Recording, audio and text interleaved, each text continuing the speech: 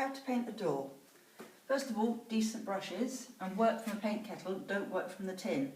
This is full about 1/3, so when you dip your brush in and load it up on the first one as they've been working with it for ages, so it's not sparse on the first one. But you dip it in, literally, dab on the sides, and that is exactly the right amount of paint you need to use.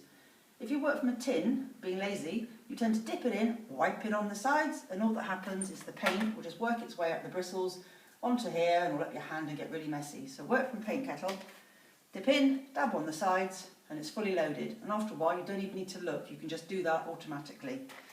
I'm using 2 brushes. This brush did all of the edges on the doors. There was 18 to do, so it's quicker to go around all the edges with this one, and it goes down really nicely and wraps around the corners without making what's known as a fat edge along there. Whereas if you use a flat brush on edges, it tends to bend around the corner and you get a big fat edge. So I whipped round, did all the doors with that one first of all, and now I can actually paint the door. So I've got my paint kettle, hold it like that, okay, and then work in a set sequence. So I'll do the panels first of all. So I'll do this inner panel. These doors were varnished when I started, just a horrible orangey colour varnish, which I've primed and undercoated, and now I'm top coating. The underneath coat is exactly the same colour. It gets 2 top coats to give it a beautiful finish. And I work in a set order, top first, then the right side,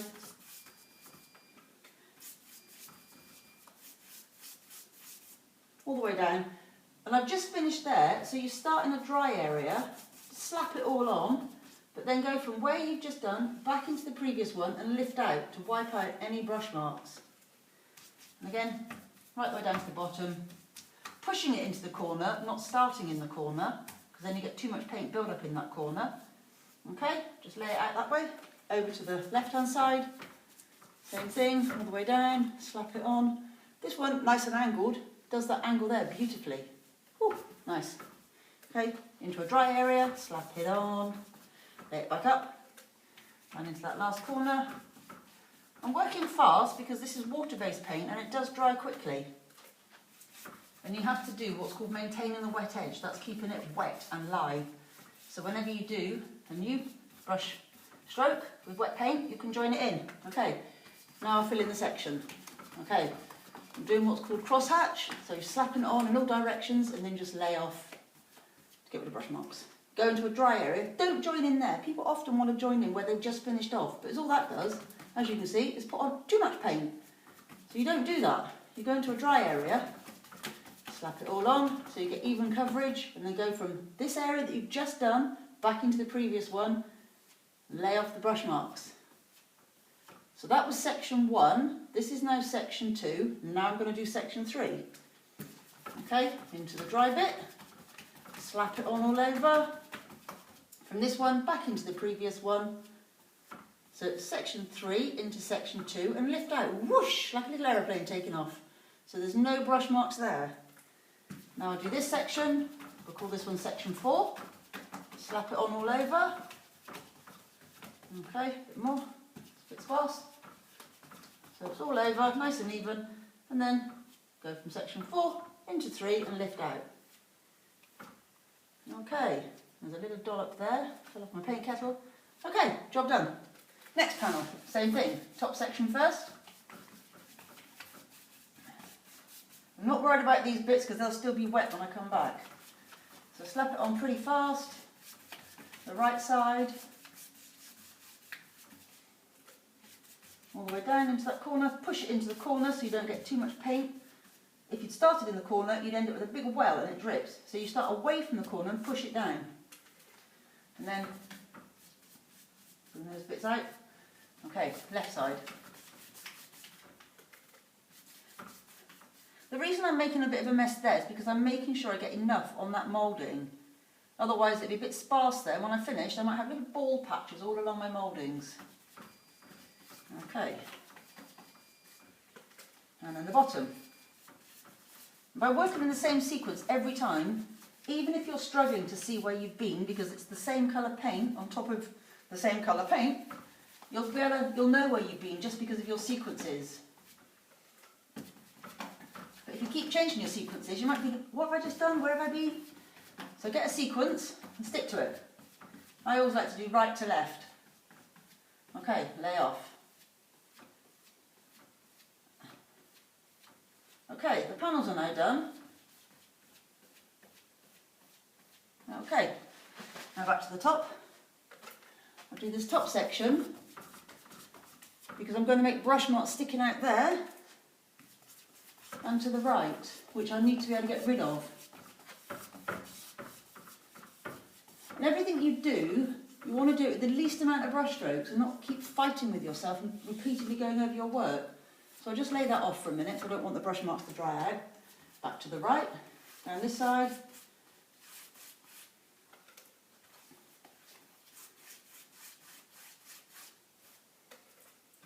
Making sure I get a good amount on the mouldings. Get rid of that for a minute. Okay. And then, all the way down here. Again, what can happen on the edges, if you get too much paint, it will curl around and you get a big fat edge on the inside of there, which you don't want.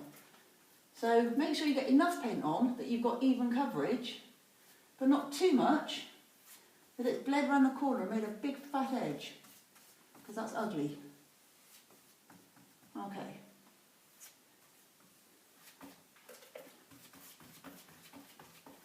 Okay, push it down to the edge.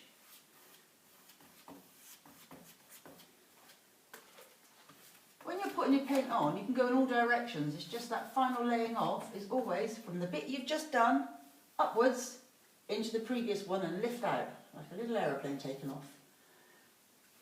Okay, over to the right, down the moulding. Now I've got the door wedged open slightly, so I can come off the edge without touching that door. Now another way to avoid getting edges, like fat edge, is to do herringbone all the way down to make sure you've got it to the edge. Now as I'm laying off, I'm actually gently, I'm exaggerating here, but coming off the door so you can avoid getting a fat edge. If I just drag down in a straight line, if I'm actually dragging inwards, I'll end up curling paint around the edge and getting a fat edge.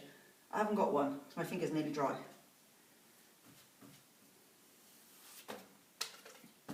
Okay, so it's kind of herringbone, a bit exaggerated so you can see what I'm doing, and then lay off. Okay, this section, because I'm now going to make brush marks sticking out that way and that way. That's why I didn't continue this down, because I'd come back and do this, make a mess, and I'd have to do that all over again. So everything you do in an order to minimise the amount of brush strokes and repeatedly going over your work. Okay, just get rid of those for a minute. Back to this side, because this has had a bit longer to be drying off now, so I've got to keep it live and come back to it. Woohoo! No time to hang around.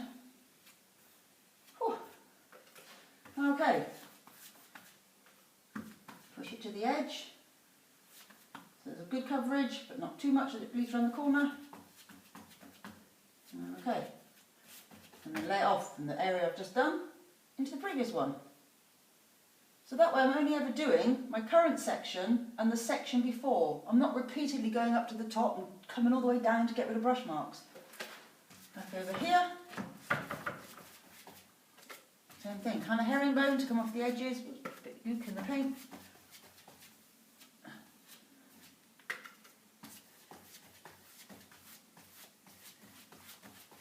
And like I said, even as I'm laying off, I'm gently coming off. That's exaggerated, but I'm actually more like that to avoid that fat edge. And if you do get one, just wipe it off with your finger. Wipe it on your clothes. Another reason why I wear comfortable clothes is so I can bend. I don't like wearing overalls because they're not comfortable. And as you can see, I sit like a little frog, so I can actually see what I'm doing. It's always at eye level, so that way I get the same even coverage.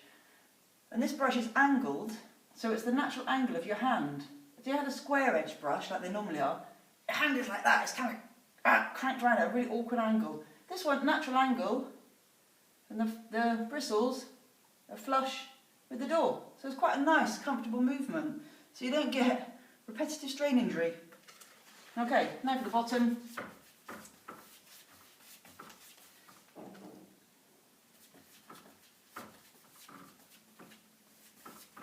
Okay. all the way to the bottom. Make sure you get good coverage, that it's not sparse along the edge. And again, as you've noticed, I didn't finish that all the way down, because again, I'm going to make brush marks and then I have to go over it for a second time.